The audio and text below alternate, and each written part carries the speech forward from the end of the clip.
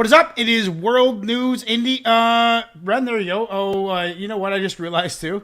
It says World New Indie on our thing. So let's just take that off. That's what happens when you fucking do this shit off the whim. That's what we do.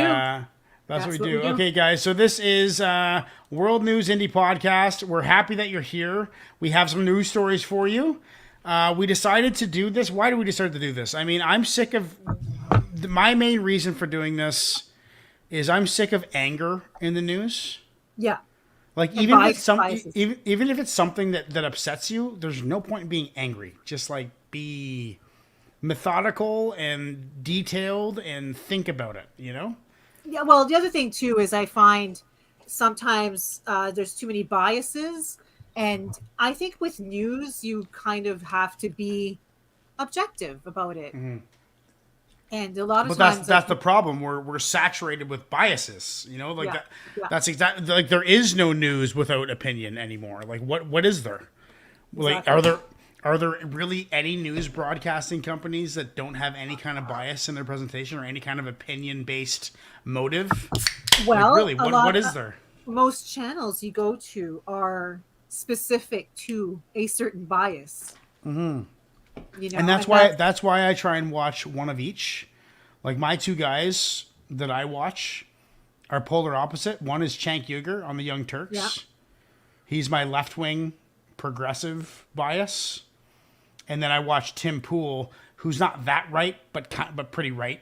And he's kind of my right. He keeps signing the right wingers for me, and then I take those 2 points of view in each story and kind of just like sort it out and sort out my own opinion. So that's the point of this. That's the point of this. Yes, yeah, exactly. Why don't you tell the people what our point is? Well, our point is, I think that we don't want to tell you which way to go with your mind. You know, we want you to just make it up on your own. Make up your own mind, and we will bring you some news, and you can decide which point of view or even which side you want to go on. But we're not here to tell you sides. We're just here to tell you what's what. Yeah, and just kind of to go through a story. Now I kind of like my first story is I actually was on Twitter today, on our Twitter account, and I was scrolling and I saw these posts from AOC, like the progressive, you know, like Green New Deal, hardcore leftist. You know, she's really good at what she does.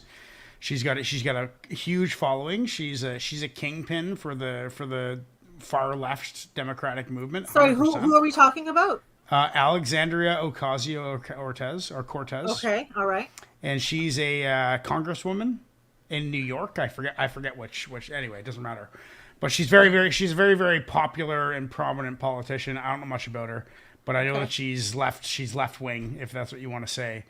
And I was scrolling Twitter, and I started seeing these tweets from her. It looked official, had a check mark, you know, and it was saying like really stupid shit. I can't remember exactly what it was, but it was just like, wow, how is that fucking real? Like, what the fuck's going on here? Yeah. And it got me to thinking. And well, anyway, let's read this article. So, and then I'll tell you what reading this made me think. Okay. So this is Politico. And from what the date today, we're Wednesday, and we are April. May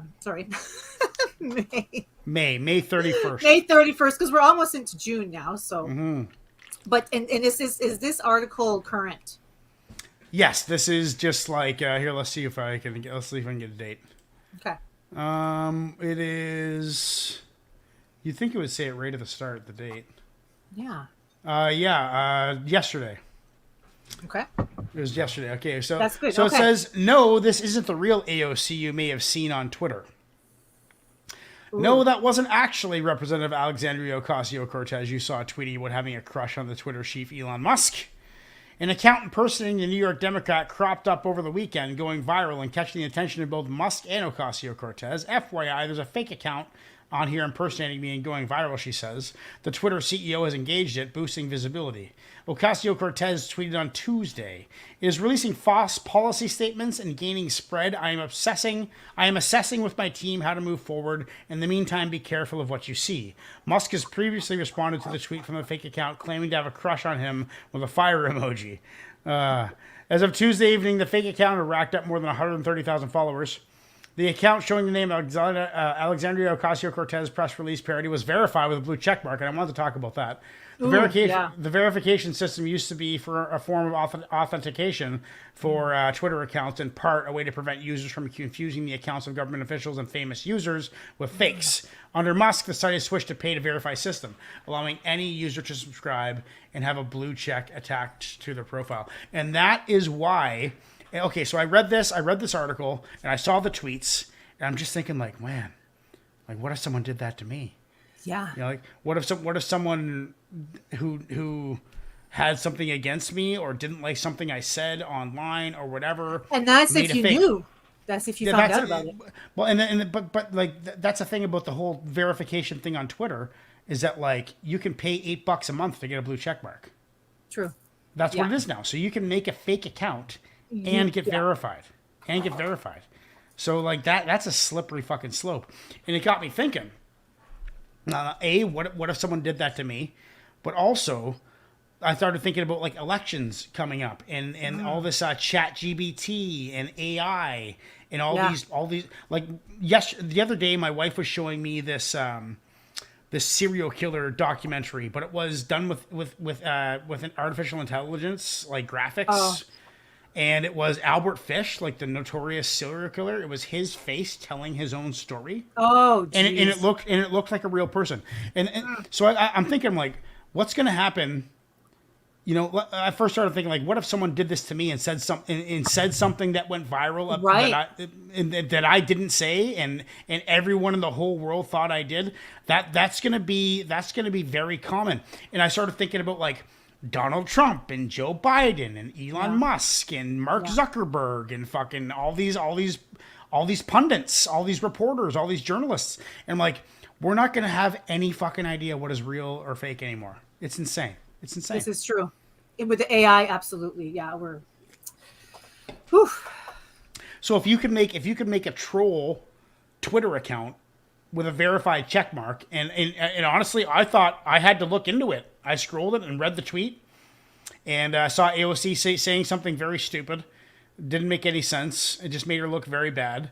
And then I'm like, wait a minute, did she actually say that? I got to look into this. And I looked into it. I'm like, holy shit. And then I found this article. I'm like, Jesus Christ. So that's next level trolling.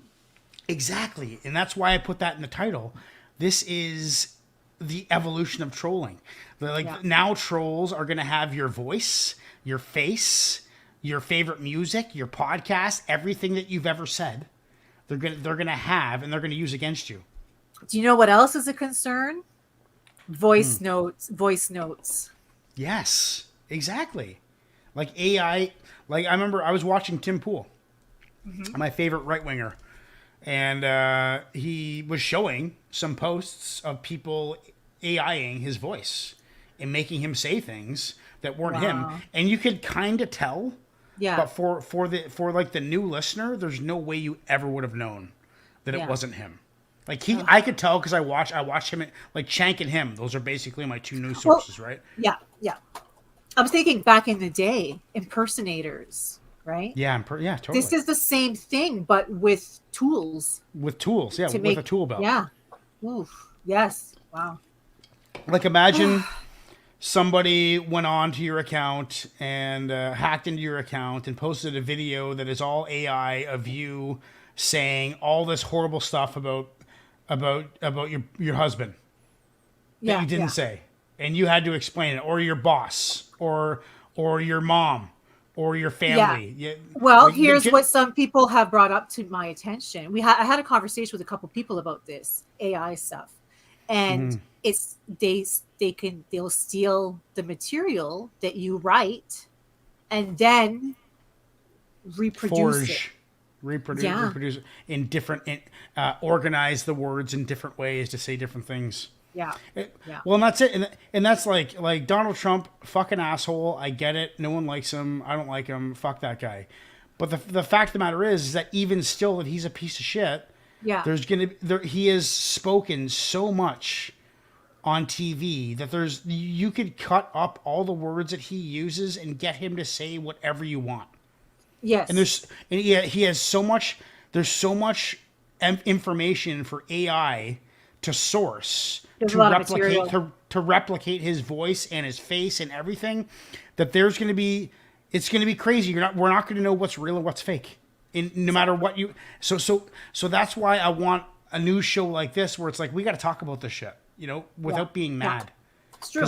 We're entering a situation in the world where the Twilight Zone. We're not gonna know real from fake. There's gonna be no way to know what's going on. It's gonna be totally impossible to know. And that's why I thought this was a good first story for our starter. podcast. Yes. Because it's something that's going to affect us all, and that potentially could affect us all. Like, it could affect me and your family. It could affect you and your family. It could affect it directly, because just because it's being done on a macro scale, that instantly tells you that on a micro scale it's going to be being done a million times more. Like, this is going to be used to fuck with people. Like, I guarantee you, like, all of a sudden, let's say this guy says something bad to you. He was a creep at the bar or whatever. And then you got pissed off and you go to your friend who knows all this fucking AI shit, get him to make him a video of him, like, confessing to a crime and send it to the cops. And yeah, But until you get the source of the material, which is endless, because the internet is fucking infinite and there's infinite amounts of trolls. It's like some Amber Heard stuff, Yes, like, totally, exactly. There's too much information. Yeah. Wow. People can, and another thing too is that, the expression, there's no such thing as bad press and all that. It's because people eat it up. People like it. I know. They're addicted to it. And even though they go, oh, this might not be true, they still want to hear it, and it still sticks in their mind. Yeah, it's like cable TV in the 80s, where it just was designed to steal your life. Let you sit there and watch the commercials. Yeah, watch your show and then get all the propaganda comes in the commercials. And that's the thing, is that a lot of this AI and CGI shit that we're going to be experiencing is going to be used full throttle as propaganda. I mean, the government's got to step up on us. They know exactly what's going on. They're going to be like quietly sourcing these deep fakes to use against their political opponents. And that is fascism. But both sides are going to be doing it. Both sides. We're willingly giving up all the information. All the information. TikTok, Facebook, Instagram. Yeah. And that's the thing. Like, I've kind of admitted defeat. Like, I got nothing to hide. I'm not breaking any laws. Is how many times have you agreed to a terms and conditions and not read the whole thing? Oh God, it happens on a daily basis, basically. So that's the way that they can say, we took your, info or whatever, but and that's it. And like, I think I've been desensitized because I'm really not paranoid. It's like, whatever, I'm just in the situation where I'm just like, I got nothing to hide. I don't break any laws. I don't care if the internet knows where I am or what I'm talking about, because I'm not nefarious. I'm not a criminal. Right. But at the same time, it's like, wow, what about like the ads? Like, you talk about something, and then all of a sudden the ad pops up on Facebook like 5 minutes later. It's crazy. This happened to me. But I actually kind of like it in a way. Like, I'm actually kind of like down with the convenience, as long as you're a good person and you're not fucking with anybody. The algorithm is your friend. And a lot of people are all like, oh, privacy this, privacy that. But, I'm at the same point, I'm just like, I think we lost that a long time ago. I think we lost our privacy. We did, yeah. Yeah. Once you use a computer, a phone, any device, you've agreed to that. It's a risk. Yeah, it is. Okay, so let's move on to the next article. That was my story. I think it was a good way to start the show, and let's see what you brought for